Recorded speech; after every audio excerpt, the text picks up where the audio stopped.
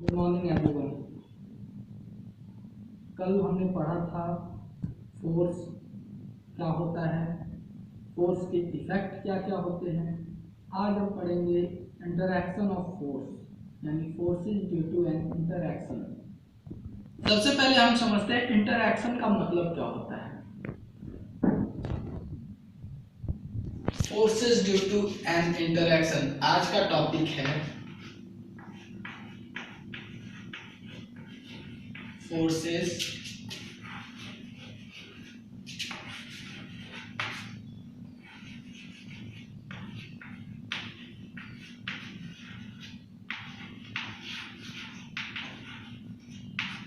Forces due to an interaction. Interaction का मतलब क्या होता है? इंटरैक्शन का मतलब होता है जब भी कोई भी दो चीज आपस में कांटेक्ट में हो, that is known as interaction. इसमें फोर्सेस ड्यू टू इंटरैक्शन में दो चीजें होती हैं। जैसे आप पहला एग्जांपल समझ लो।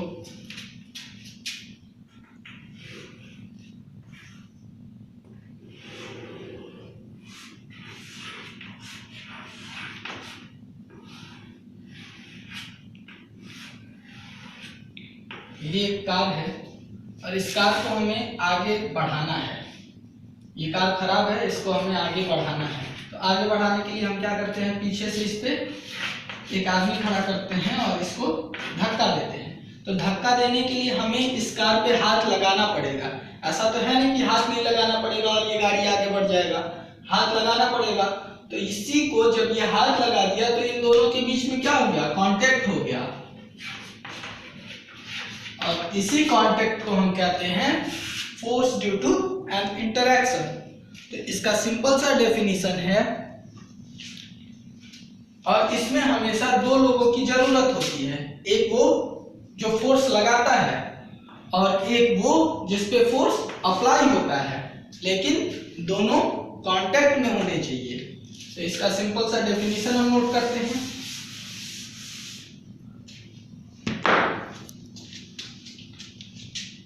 If an object on which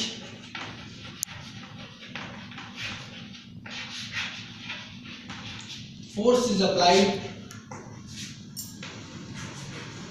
APPLIED, applied, applied का मतलब जिस पे फोर्स लगाया गया, अप्लाइड का मतलब लगाया गया, जिस पे फोर्स लगाया गया एक ऐसा object and a body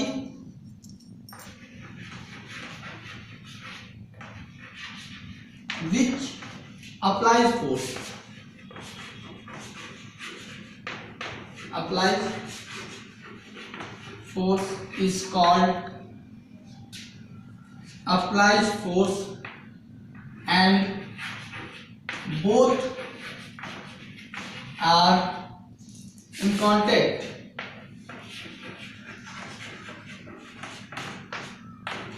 is called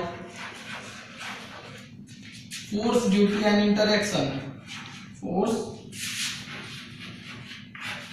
due to an interaction,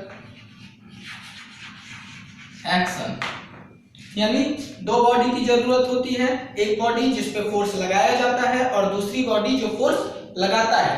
जैसे ये चौक है, इसको मुझे आगे बढ़ाना है तो हम क्या करेंगे, इसको धक्का देंगे। तो ये चौक जो है वो ऐसा बॉडी हो गया जिस पे फोर्स लगाया जा रहा है, और मेरी उंगली ऐसी बॉडी हो गई जो फोर्स लगा रही है। तो दोनों इंटरैक्ट हो रही हैं आपस में। तो इसी को हम कहते हैं force due to an interaction. अब आता है टाइप ऑफ फोर्सेस। फोर्स के कौन कौन से टाइप होते हैं?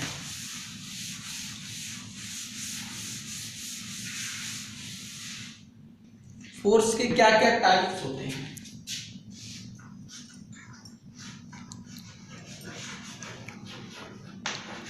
Types of forces. फोर्स के कौन कौन से टाइप्स होते हैं? आप पढ़ोगे फोर्स के दो टाइप होते हैं, कांटेक्ट और नॉन कांटेक्ट। तो पहला हम पढ़ते हैं contact force. Contact force, contact force किसे कहते हैं? दो बॉडी के बीच में कांटेक्ट हो, यानी दो बॉडी आपस में सटी रहें, उसे हम कांटेक्ट फोर्स कहते हैं। कांटेक्ट फोर्स में कौन कौन से फोर्सेज आते हैं? Muscular force. मस्कुलर फोर्स का मतलब क्या होता है? कांटेक्ट फोर्स में पहला आता है MUSCULAR, muscular force. Muscular force किसे कहते हैं? मस्कुलर फोर्स कहते हैं, जैसे पहले तो ये किसका टाइप है? कांटेक्ट फोर्स का टाइप है। कांटेक्ट किसे कहते हैं? दो बॉडी के बीच में कांटेक्ट हो, जैसे स्प्रिंग बैलेंस आपने देखा है, तो स्प्रिंग बैलेंस ऊपर यहाँ पे लगा हुआ होता है, नीचे आप कुछ लगा देते हो तो यहाँ ऊपर ये वेट बता देता है।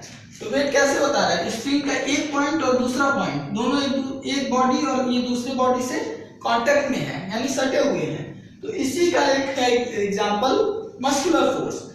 तो मस्कुलर फोर्स किसे कहते हैं?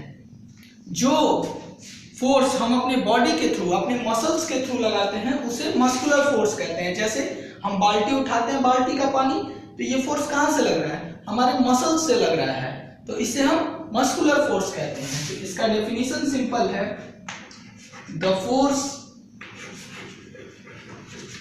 Applies on an object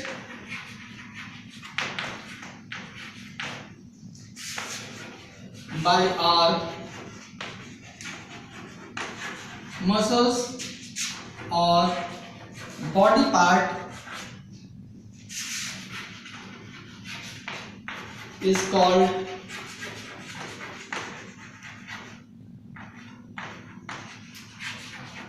muscular force। यानी ऐसा फोर्स जो हम अप्लाई करते हैं किसी ऑब्जेक्ट पे अपने मसल से या अपने बॉडी पार्ट से, उसी को हम मस्कुलर फोर्स कहते हैं। अगला आता है फ्रिक्शनल फोर्स। फ्रिक्शनल फोर्स को पढ़ने से पहले हम पढ़ेंगे फ्रिक्शन क्या होता है। अगला आता है फ्रिक्शनल फोर्स।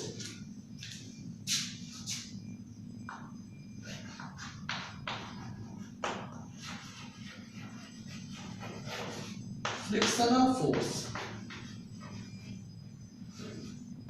फ्रिक्शनल फोर्स को पढ़ने से पहले हम पढ़ते हैं फ्रिक्शन। फ्रिक्शन, फ्रिक्शन क्या होता है? फ्रिक्शन का मतलब होता है घर्षण, हिंदी में इसको कहते हैं घर्षण, यानी रगड़। जैसे ये एक स्पेस है, एक बॉडी है, इस दूसरे बॉडी पे एक बॉडी को हम स्लिप कराते हैं, इसी को,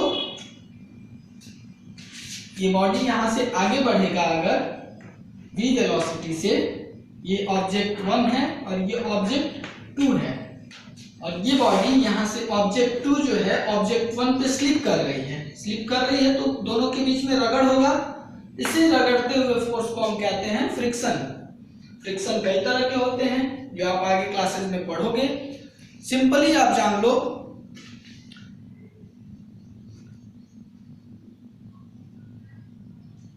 आपके बुक में जो दिया है वो आप समझ लो। The contact force between two surface is known as frictional force, यानी दो सरफेस के बीच में जो कॉन्टैक्ट फोर्स होता है उसी को हम फ्रिक्शनल फोर्स कहते हैं।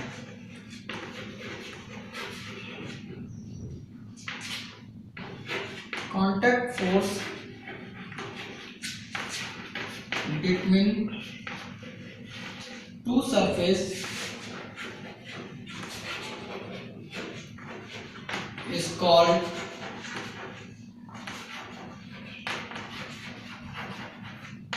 Frictional force. यानी दो सरफेस के बीच में जो कांटेक्ट फोर्स होता है उसी को हम फ्रिक्शनल फोर्स कहते हैं। जैसे आप ये एक अगर अर्थ है और अर्थ पे एक इंसान चल रहा है तो जब इंसान चल रहा है अर्थ पे तो उसके पैर जमीन से सटे हुए हैं, यानी कांटेक्ट में है। ये फुटबॉल है, फुटबॉल ग्राउंड पे रोल कर रहा है, तो रोल कर रहा है मतलब क्या, ये ग्राउंड पे सटा हुआ है। इसी तरह जो भी कांटेक्ट फोर्स होते हैं उसी को हम फ्रिक्शनल फोर्स कहते हैं या फ्रिक्शन कहते हैं। अब आता है types of friction. Types of friction, types of friction आपके बुक में नहीं दिया है, लेकिन फिर भी आप समझ लो फ्रिक्शन के क्या क्या टाइप्स, कितने टाइप्स के फ्रिक्शन होते हैं। Types of friction,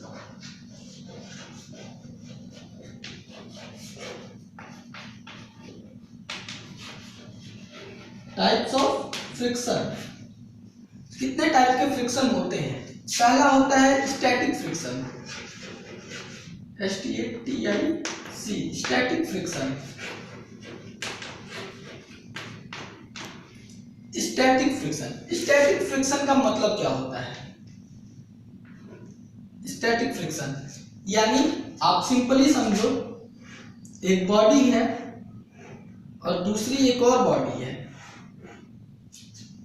object A और ये object B. Object A object B पे रखा हुआ है, लेकिन ऑब्जेक्ट ए को अगर थोड़ी सी भी एनर्जी मिल जाए तो ऑब्जेक्ट ए मूव कर लेगा, यानी चल देगा।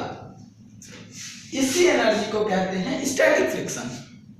इन static friction the object needs a minimum amount of energy to move and it is called static friction. इसका सिंपल डेफिनेशन या डेफिनेशन आप अगर नहीं लिखना चाहो तो मत लिखो इसका, क्योंकि ये आपकी बुक में नहीं है, और लिखना चाहो तो लिख सकते हो। इन TATIC static friction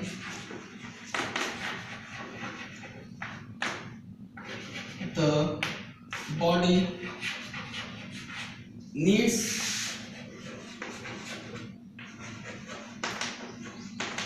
minimum amount of force or energy to move। यानी अगर थोड़ी सी एनर्जी मिल जाएगी एक ऑब्जेक्ट को तो वो मूव कर जाएगा, यानी चल देगा, अपनी जगह से दूसरी जगह पर पहुंच जाएगा। इसी को हम कहते हैं स्टैटिक फ्रिक्शन। इसके बाद आता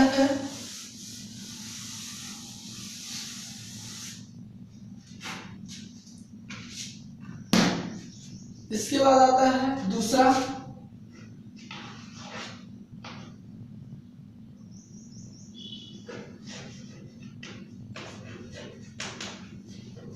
स्लाइडिंग फ्रिक्शन।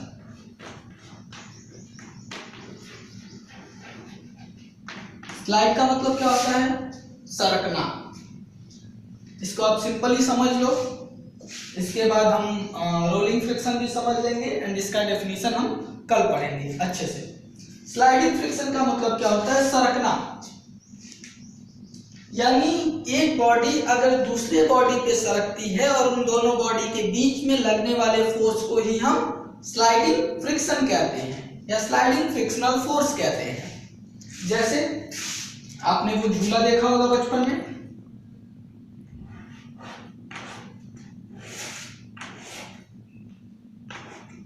ये वाला झूला आप सभी ने देखा होगा। आप यहां से चढ़ते हो, यहां आके बैठते हो और नीचे सरक के आ जाते हो।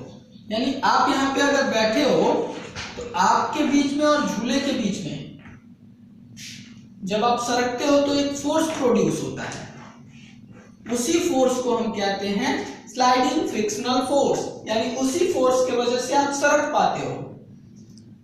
The force produce between two objects when objects slide over another is called sliding frictional force। इसका सिंपल डेफिनेशन आप लिख सकते हो, the force produced between को आप b/w भी लिख सकते हो, between two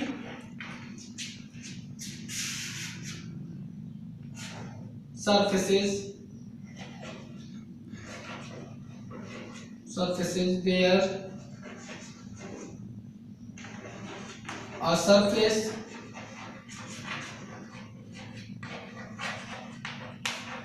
slides over another, यानी एक ऐसा फोर्स जो एक दो सरफेस के बीच में प्रोड्यूस होता है जब एक सरफेस दूसरे सरफेस पे सरकता है, इसी फोर्स को हम कहते हैं स्लाइडिंग फ्रिक्शनल फोर्स। इसके बाद आता है तीसरा rolling friction.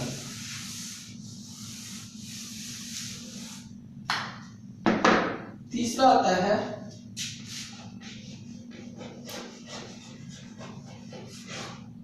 Rolling friction. Role का मतलब क्या होता है? घूमना। रोल का मतलब घूमना। कैसे? ये कौन सा फ्रिक्शन है भाई? ये एक फुटबॉल है,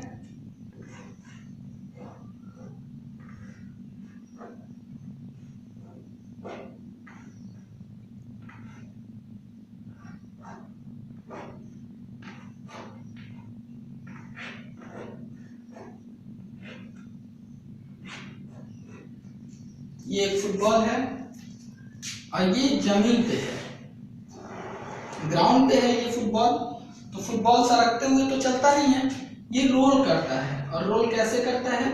ऐसे और ऐसे। यानी एक बॉडी अगर दूसरे बॉडी पे रोल करती है या रोल करते हुए आगे बढ़ती है तो उन दोनों बॉडी के बीच में प्रोड्यूस हुए फोर्स को ही हम रोलिंग फ्रिक्शनल फोर्स कहते हैं। और जब एक बॉडी दूसरे बॉडी पे रोल करती है तो उसको हम रोलिंग फ्रिक्शन कहते हैं। डेफिनेशन आप देखो, the force produce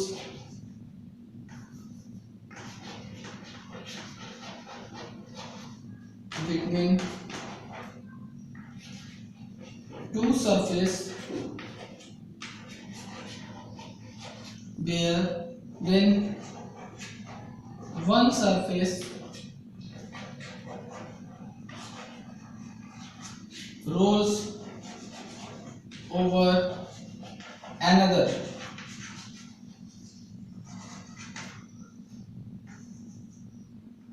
is called rolling frictional force.